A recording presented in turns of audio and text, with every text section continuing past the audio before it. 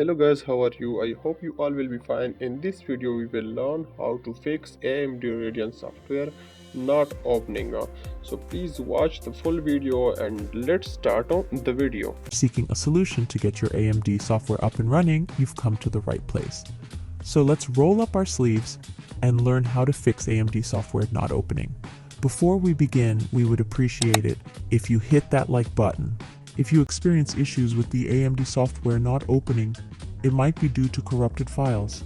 Deleting the CN folder, where your AMD software settings are saved, can help resolve this problem. By deleting the folder, the software will create a new, fresh folder, eliminating any corrupted files and potentially fixing the issue. Open Run by pressing the Windows and R key simultaneously. Type app data and press Enter. Go to Local, then to AMD, select the CN folder, then delete it.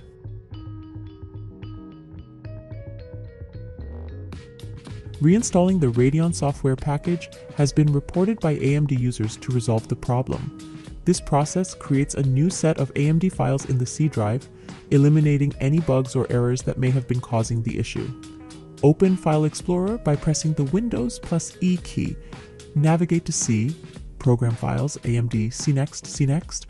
Scroll down and search for a file named RSX package with extension .m6. Double-click on this file and select Reinstall. Thank you for watching, fellow tech enthusiasts. We hope you found this video helpful. So guys, see you in the next video.